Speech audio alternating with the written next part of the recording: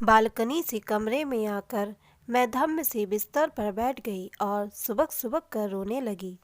मेरी समझ में नहीं आ रहा था कि बालकनी में खड़े होकर अपने गीले बाल सुखाने में मैंने कौन सा अपराध कर दिया जिससे ससुर जी इतना गुस्सा हो उठे। मुझे अपना बचपन याद आने लगा। जब मैं स्कूल से घर लौटती तो हिरण की तरह खेतों में कुलाचे भरती रहती थी। सहेलियों का झुंड हमेशा मुझे घेरे रहता था। मेरे भैया भाभी भी कितने प्यारे हैं और कितना प्यार करती हैं भाभी मुझे। कभी भी भाभी ने माँ की कमी मुझे महसूस नहीं होने दी। यहाँ आकर मुझे क्या मिला? न किसी का स्नेह और ना ही आज़ादी का एक लम्हा। हाँ, अगर सोने चांदी के ढेर को स्नेह कहते हैं तो यह यहाँ बहुत है।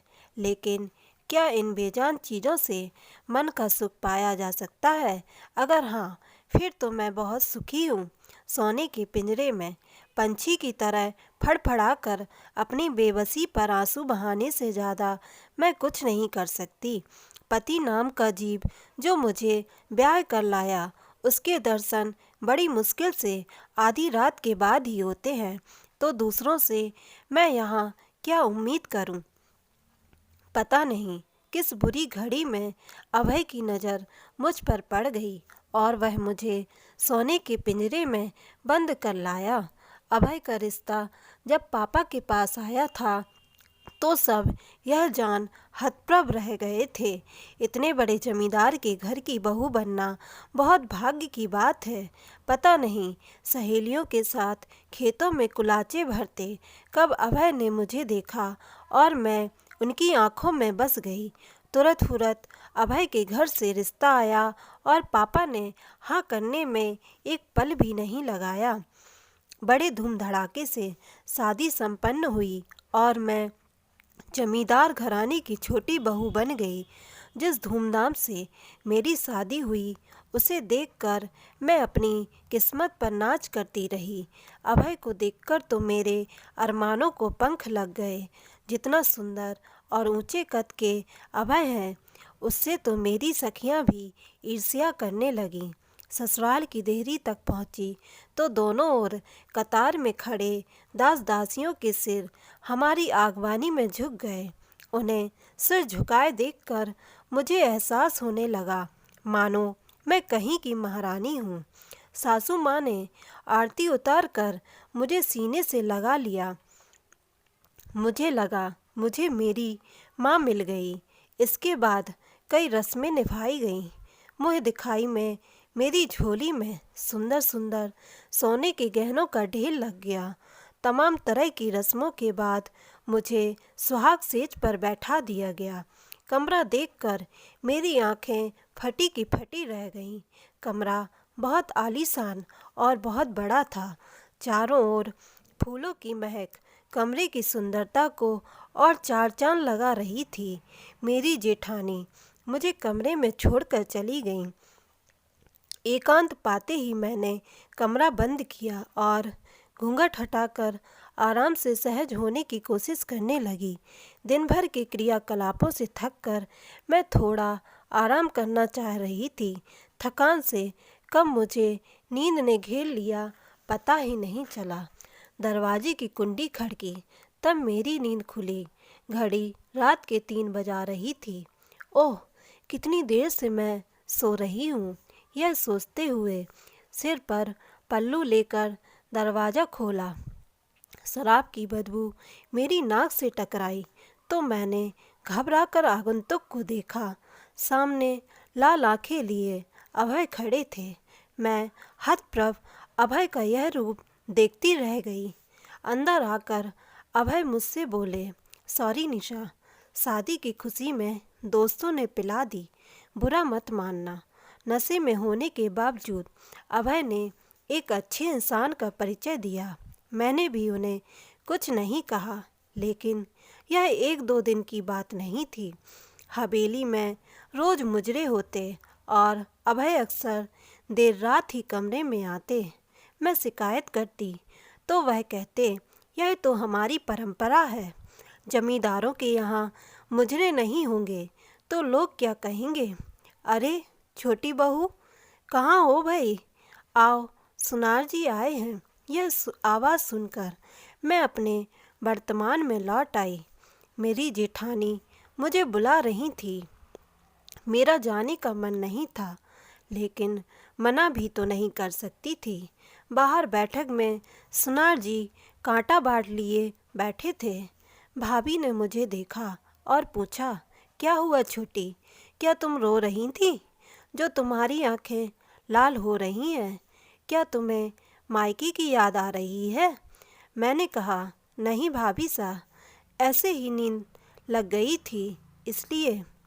छोटी, तुझे कुछ गहने बनवाने हो तो बनवा ले। देख, मैं तो यह सतलड़ा हार तुड़वा कर दूसरा बनवा रही हूँ। पर भाभी सा, यह तो बहुत सुंदर है और नया भी। आप इसे क्यों तुड़वा रही हैं? अरे छोटी, इसे मैंने अपने भाई की शादी में पहन लिया और तुम्हारी शादी में भी पहना है। बस अब पुराना हो गया है, मैं तो अब नया ही बनवाऊंगी। भाभी साह ने कहा, तू भी कुछ ना कुछ बनवा ही ले। अगर कुछ तुड़वाना नहीं चाहती तो माँ जी से सोना लेकर कुछ नया बनवा ले। यहाँ सोने की कोई कमी नहीं है। निशा सोचने लगी कि वह तो मैं देख रही हूँ, तभी तो हमारे लिए यहाँ सोने के पिंजरे बनवाए गए हैं।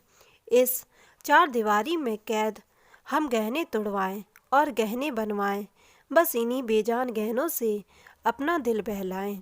सुनार जी चले गए तो मैंने पूछा, भाभी सा, आप 8 वर्ष से यहाँ रह रही हैं। जेठ जी भी आधी रात से पहले घर में नहीं आते, फिर आप किस तरह अपने मन को बहला लेती हैं? मेरा तो 4 महीने में ही दम घुटने लगा है। देख छोटी, इन जमींदारों की यही रीत है। मेरे मायके में भी यही सब कुछ होता है। हम कुछ बोलें भी तो यहाँ के मर्द यही कहेंगे कि मर्दों की दुनिया में तुम लोग दखल मत दो, तुम्हारा काम है सज धज कर रहना। मैं आंखें फाड़े भाभी सा को देखती रह गई। कितनी सहजता से उन्होंने अपनी स्वतंत्रता को गिरवी रख दिया, कितनी आसानी से उन्होंने इस जिंदगी से समझौता कर लिया। लेकिन मैं क्या करूं? मैं कहाँ से रास्ता खोजूं अपनी आज़ादी का? कमरे में आते ही फिर से मेरी रुलाई फूट पड़ी। हाय, मैं कहाँ फंस गई? मेरे पापा ने यह क्यों नहीं सोचा कि हर चमकने वाली चीज़ सोना नहीं होती? क्यों भूल गए कि मेरी बेटी में भी औरों की तरह भावनाएं हैं? क्या महज पैसे वाले होने से सारी खुशियाँ खरीद सकते हैं? क्यों भूल गए कि उनकी बेटी के भी कुछ अरमान हैं? पापा यह क्यों भूल गए कि पिंजरा तो पिंजरा ही होता है, चाहे वह सोने का हो या लोहे का। आधी रात को अभय आए तो मैं जाग रही थी। मैं अभय से कुछ सवाल करना चाहती थी, लेकिन वह बहुत थके हुए लग रहे थे और आते ही बिस्तर पर लेटते ही खर्राटे भरने लगे। मैं मन मार कर रह गई, सोचने लगी, कभी अभय मुझे वक्त दे तो मैं इस पिंजरे से आज़ाद होने की योजना बनाऊं, लेकिन यह मुजरा और मुजरे बालियां वक्त दें तब ना। वैसे अभय से मुझे और कोई शिकायत नहीं थी। वह मुझे बेइंतहा प्यार करते हैं, बस अपनी खानदानी परंपरा में बंधे मुझे वक्त ही नहीं दे पाते। मैंने 1-2 बार दबी जवां से उन्हें मुजरे में जाने से रोकने की कोशिश भी की, तो उन्होंने कहा, क्या तुम मुझे जोरू का गुलाम कहलवाना चाहती हो? घर के सभी मर्द देर रात तक मुजरे में शामिल रहते हैं, तो भला मैं अकेला कैसे वहाँ से उठ सकता हूँ? तुम मेरी मजबूरी समझती क्यों नहीं? दिन ब दिन मैं अंदर ही अंदर घुटती रही। भाभी सा और सासू माँ को इसी हाल में खुश देखकर भी मैं इस प्रकार की ज़िंदगी से तालमेल नहीं बैठा पा रही थी। यह दोष किसका है पता नहीं, मेरा या मेरे पापा का, या फिर मेरे सौंदर्य का, जिस वजह से मैं कैद कर ली गई। सुबह बेमतलब ससुर जी नाराज हो गए।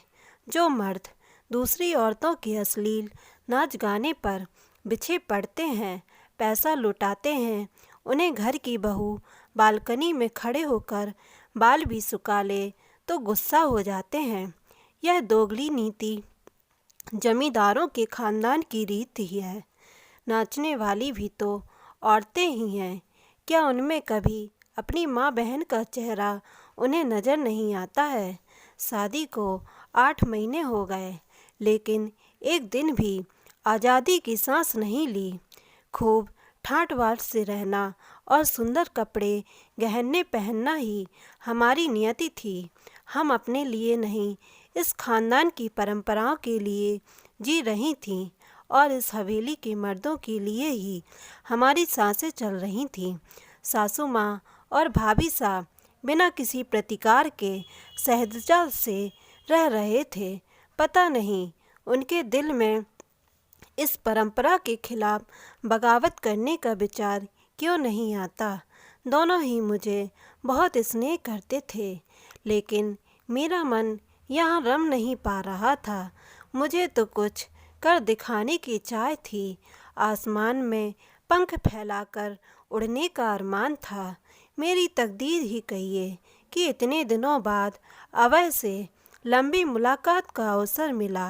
हुआ ये कि सासू माँ, ससुर जी, जेठ जी और भाभी साहब किसी रिश्तेदारी में शादी के सिलसिले से बाहर गए हुए थे।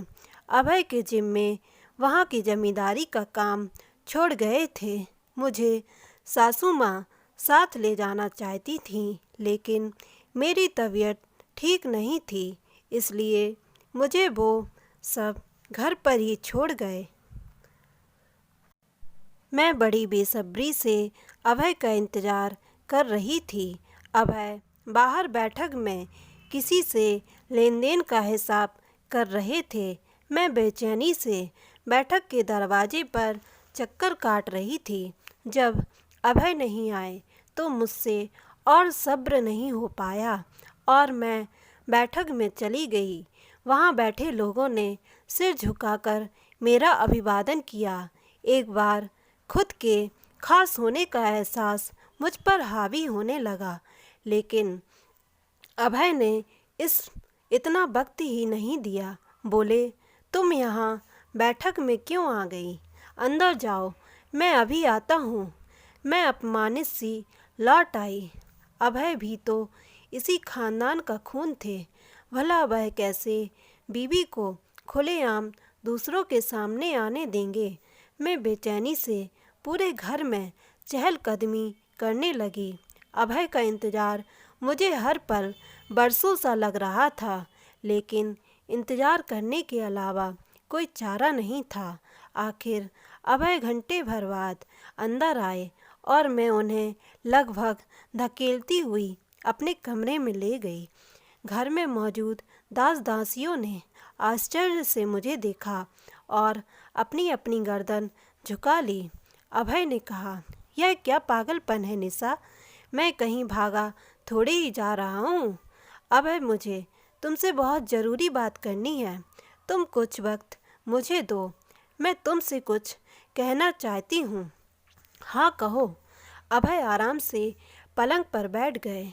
अभय, बुरा मत मानना, मैं चाहती हूँ कि तुम मुझे तलाक दे दो। अभय चौंक उठे। यह क्या कह रही हो? तुम्हारा दिमाग तो ठीक है ना? क्या तुम नहीं जानती कि मैं तुमसे कितना प्यार करता हूँ? पहली बार तुम्हें जब मैंने खेतों में दौड़ते हुए देखा था तो मेरा दिल धड़क उठा और मैं उसी क्षण मैंने फैसला कर लिया था कि तुम्हें ही अपनी जीवन संगिनी बनाऊंगा। वह तो ठीक है अभय, मुझे तुम्हारे प्यार से इनकार नहीं है, लेकिन ज़रा सोचो कि एक आज़ाद पंछी को तुम सोने के पिंजरे में कैद कर लोगे तो क्या वह खुश रह पाएगा? क्या तुम चाहते हो कि मेरा जीवन इस पिंजरे की भीड़ चढ़ जाए, या फिर मैं घुट घुट कर इस कैद में जान दे दूं। ना मुझे सोना चांदी चाहिए, ना धन दौलत। मुझे मेरी जिंदगी चाहिए जिसे मैं अपने तरीके से जी सकूं। अभय ने लंबी चुप्पी के बाद कहा, अच्छा निशा, मुझे सोचने के लिए कुछ वक्त दो। अभय ने बहुत सोचा और एक तरकीब निकाल ली। ऐसा करो, तुम जितना धन ले जा सकती हो अपने सूटकेस में भरकर अपनी पैकिंग कर लो। मैं तुम्हें तुम्हारे मायके छोड़ आऊँगा और कभी मायके लेने भी नहीं आऊँगा। तलाक की बात पर घर में बवाल मच जाएगा। तुम इन जमींदारों को नहीं जानती हो, इससे हमारी बहुत बदनामी होगी। मेरी तरफ से तुम आज़ाद हो। मैं तुम्हें बेहद प्यार करता हूँ, इसलिए चाहता हूँ कि तुम्हें कोई नुकसान नहीं पहुँचे। मायके के बहाने तुम यहाँ से निकल जाओगी। बाद में जो होगा मैं संभाल लूँगा। दोबारा शादी भी नहीं करूँगा। जब तुम्हें मेरी ज़रूरत हो मुझे याद करना, मैं आ जाऊँगा। वहाँ तुम आज़ाद हो। इतना पैसा साथ ले जाना कि तुम्हें आर्थिक परेशानियों से ना गुजरना पड़े। मेरी दुआ है तुम जहाँ भी रहो खुश रहो। अब परीक्षा की घड़ी मेरी थी। मैं समझ नहीं पा रही थी कि मैं क्या करूं। अभय के प्यार में रत्ती भर भी खोट नहीं था। अभय का क्या होगा? कब तक वह घर वालों को भरमा पाएंगे और उनकी ज़िंदगी बेवजह ही नरक बन जाएगी। क्या मुझे लेकर अभय के कुछ सपने नहीं हैं? नहीं नहीं, मैं अभय को छोड़कर नहीं जा सकती। रात भर इसी ऊहापोह में करवटें बदलती रही। सुबह अभय ने मुझे प्रश्न सूचक नज़रों से देखा तो मैंने नज़रें झुका ली और दौड़कर अभय से लिपट गई। दोस्तों, कहानी पसंद आने पर चैनल को लाइक और सब्सक्राइब ज़रूर कीजिए। धन्यवाद।